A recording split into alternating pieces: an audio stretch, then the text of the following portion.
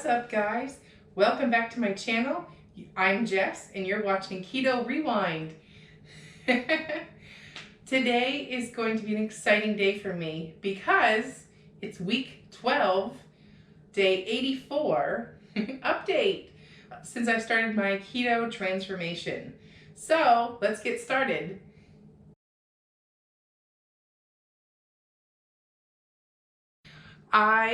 Let's see, I don't even know where to begin. There's so much good stuff here. First of all, if you have been with me through this whole journey, the past 12 weeks, thank you so much for being part of my journey, my keto journey.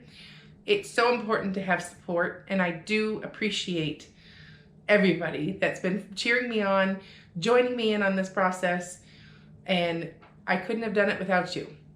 And if you are new to my channel, you're just now finding me, welcome. Hit that subscribe button. I still have 90 pounds to go, so I've got a lot of great content. You don't want to miss it. So hit that subscribe button and turn on those notifications so you don't miss any videos. So on February 11th, 2019, I decided enough is enough, and I was going to care about myself again, and I was going to lose 140 pounds and rewind my health to a healthy weight, from being morbidly obese at 309 pounds to a healthy goal weight of 169. I am 5'8". I wore about a 20 to a 22 in plus, obviously, and it was a tight 20 to 22 or a 2-3X. And now, today, I am comfortably and consistently in a 16 or an extra large. So it's like, yes! There's just so much to be happy about. Okay, so today I weighed in at, drumroll, 259 pounds. Yeah, that's right, 259 pounds, which means in 12 weeks or 84 days, I have lost 50 pounds. 50 already. So I'll do the math for you. I have 90 pounds left to get to my goal weight, which initially it seems so overwhelming to lose 140, but now that 50 are down, the last 90, I feel like I have this in the bag. So I'm sure there's a lot of people that want to know how I lost the weight so quickly. So I put together just a quick 10 little tips or tips of advice, or tidbits of advice, that's probably the best thing to say, that I really stuck to and would really explain why I've lost the weight. So obviously, this is a keto page, so I use the ketogenic diet. So I'm not going to include that in my actual list. But my number one tip on how I lost this weight so quickly was I was prepared and I planned. That literally is the most important. And every other time I've yo-yo dieted in the past, I've never really sat down and planned it. And I was never prepared, and I kind of winged it, which meant failure. If you want to lose a significant amount of weight, it takes planning and prepping. So that means I grocery shop every week now. I make a menu for the week for my family. I stick to that menu, and I buy the things only on that menu. So all the temptations not in my house, I don't buy that. I don't buy any of it. We rarely eat out. We probably eat out once a week, but before we were eating out like every day. So that's a huge change. And also, before you get started, you've got to consult a doctor. I'm not a doctor. I'm just sharing my experience of how I'm losing this weight, but you should check with your own doctor. Find a doctor that's maybe on board with keto. A lot of them aren't. My personal doctor is one who recommended it to me, but do your research. This is tip 2, by the way. You do your research, talk to a doctor, know what's an approved or what foods you should be eating while you are on a keto lifestyle. So if you don't know what all those foods are, what you can and can't have, or how many of those foods and all that stuff, if you don't know that, you're gonna fail. So you've got to do your research and learn what is, what's not on plan, and make sure your doctor says. And then also, don't just take somebody else's word for it. You know, do your own research. See what you find. You know, make your own educated guess. You know, whether this is a fit for you, you know, and make that commitment or not. You know, there's a million ways to lose weight. Keto, I just find to be the easiest. It's the only one I've actually lost weight on. Number 3, another huge one. Get a support system. Oh my gosh, if you're alone on this, it is going to be an uphill battle. You've got to find support. You need a friend. You need, you know, me, you know, a community like me or my resources. I have a free Facebook page that you can join and, you know, see my progress, connect with me, or I have a paid Facebook group, which is a lot more intimate approach. We're much more one-on-one with me and a bunch of my other, my community I've grown along the way this far. But you absolutely need a support system or a community, because this is very hard to do. It is. You need to talk to people. You need to have someone to lift you up in weak moments. You just need this. It's huge. And, you know, and if you're maybe a significant other or nobody else in your household's doing it, it's going to be so hard. So you've got to get either everybody on board, or you need to get somebody to do it with you. My next tip would be, number 4, is fight for it. This world is not set up for keto. This world is set up for fast food, high sugar, high carbohydrate. It's not really set up for keto. A lot of places, a lot of restaurants, a lot of places, like just even people who make foods are coming on board with the keto approach. So you can find stuff now, but this world isn't friendly to ketoers. So it's going to be tough to stick to it, to not give in to temptation, to be creative. And when you go to like out to dinner and the menu is just like, you know, full of carbs and sugar and temptation, and it's like you've got to fight for it. Don't fall off plan. I know this weekend it was Sunday was Cinco de Mayo, and I so wanted a margarita, and my husband was like, "Hun, don't do it. Don't do it." And I was like, "Oh, you're right." But he was strong for me, you know, and I ended up having a Coke Zero and rum, which was okay and it was fine. But I mean, he was there for me.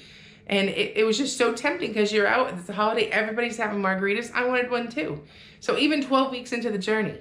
So fight for it. Don't give in. You've got to fight for it. Fight for your health and put yourself first.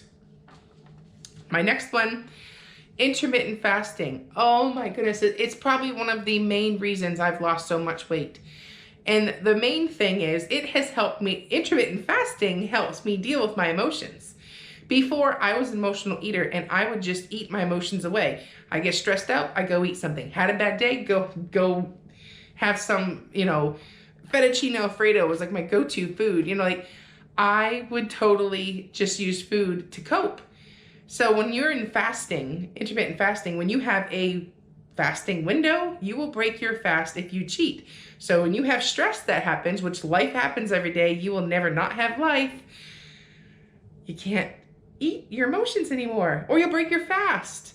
So that was a whole mental challenge. It was a mental challenge as itself to even do fasting, to go extended periods without eating intentionally. So that was one of the best ways that I've learned not only to manage my macros, my daily macros, but also manage my emotions and stress with fasting. As you have to channel that emotion and stresses somehow.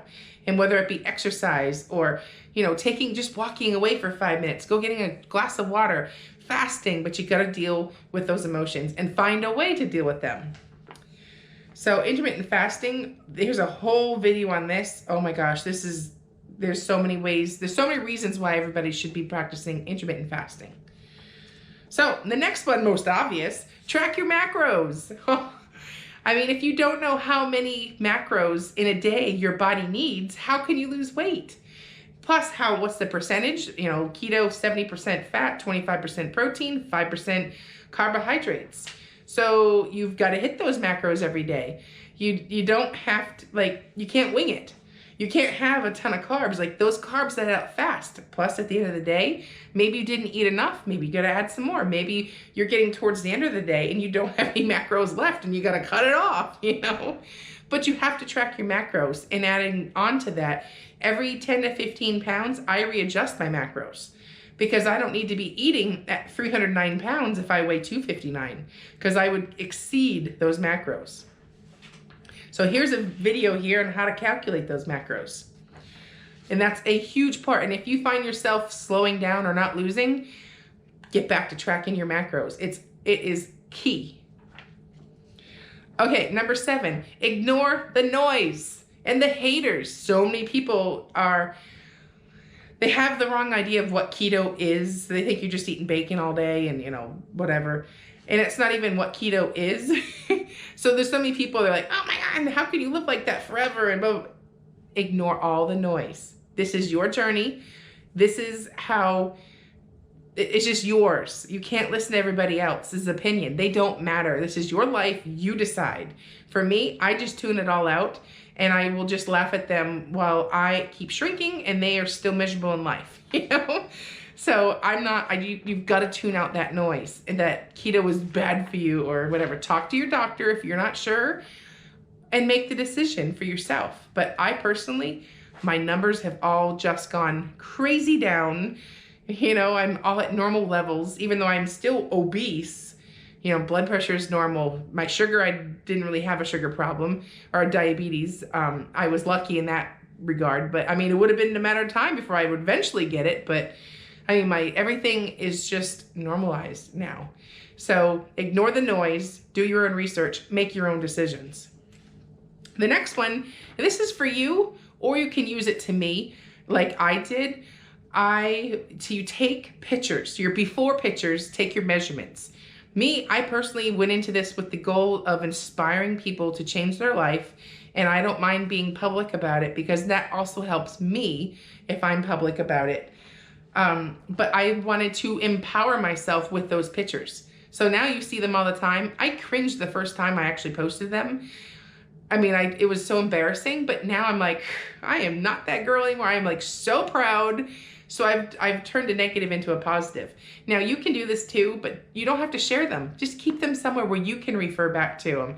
And if you feel like sharing and owning it up, you'll have them, but you'll regret not taking them someday to see how far you've come, or maybe you're having a weak moment, not taking measurements or pictures. So do it. Even if you have to hide it, show it to me. But to me, I say own it and share everybody.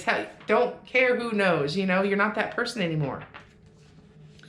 Number 9, you've got to find it. This one goes along with the line with intermittent fasting, but you've got to find a way to deal with your emotions. If you're like me, you're a stress eater or an emotional eater, you've got to find a way to get it out. And whether that means to cry, whether that means to do a yoga class, whether that means to go for a long walk, whether that means to go have a girls' night with some friends and talk, you've got to find a way to release.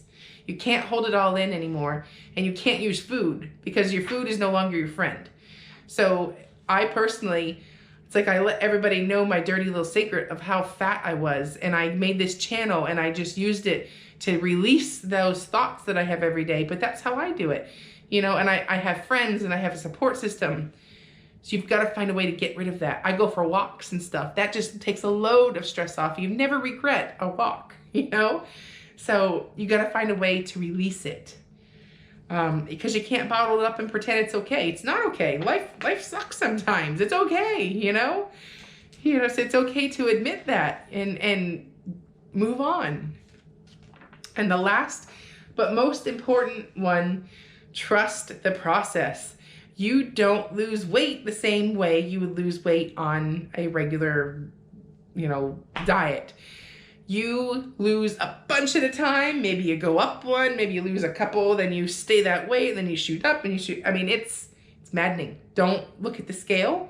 Look at it weekly. Look at it monthly. Don't look at it all. Pay attention to just how your clothes fit. I almost didn't make weight this morning because Aunt Flo came today. And that meant that I'm obviously a lot more bloated than I should be for these pictures, but it didn't stop me. I didn't dwell on it. I'm trusting the process. Today, my menstrual cycle showed up, Sorry, TMI. But I'm saying overall, you have to trust the process. You can't focus on the weight or the number. I only did this week because it's 12 weeks and it's like a milestone, but I'm normally not really concerned about the weight. I'm more excited about being able to wear non-plus size clothes soon. And I would have never dreamt that 12 weeks ago, I would be close to not wearing plus size clothing again. You know, I'm between Mrs. and Plus, and that's like, so liberating. But if I didn't trust the process, stay the course, be strong, prepare myself, do my research, track my macros, I would have never been where I am today. So I hope that you are inspired by me. Please comment if you need help. Do you need help tracking macros? Do you want to join either of my Facebook page or group?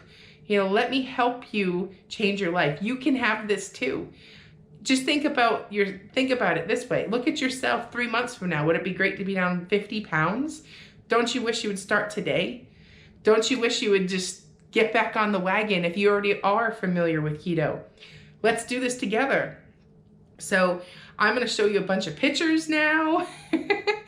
And please, please, please subscribe. I've got so much content. I find this almost like a passion. I want to help people now, because when I originally looked out on YouTube for somebody that was actually morbidly obese like myself, that was a busy mom that had all the excuses in the world why she couldn't make time for herself, I was looking for that girl. So I couldn't find somebody that I could relate to, so I made this channel because, you know, I honestly can't relate to somebody who only has 10 pounds to lose.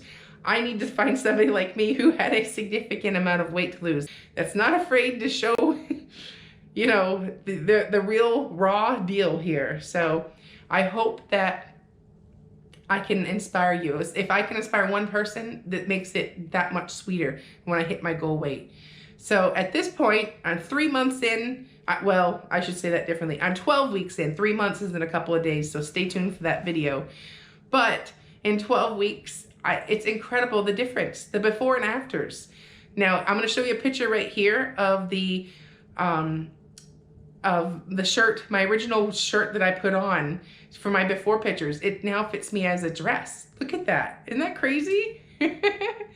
And also, let me also add that people are curious about how the skin is sagging or not sagging with intermittent fasting, losing this weight. I've dropped 50 pounds. Let me show you in this video what my skin looks like 50 pounds into the process. So let's talk excess skin. I am pretty happy with how my stomach is kind of maintaining. It's tight without, it's hard, it's smooth, but I mean, I'm still 90 pounds overweight. But I'm happy with the way it's turning out so far. After 50 pounds, you know, I was expecting it to be a lot looser, if you will. But I wanted to give you a quick peek. So yeah, so there you have it. I mean, 50 pounds gone, 90 pounds to go, and I'm only 84 days into my keto journey. And that is a incredible keto transformation, and I hope you like these before and after pictures. So I will catch you at the 3-month video. Enjoy, and let me know what you think. Comment below. I'm Jess, and you're watching Keto Rewind. Bye-bye.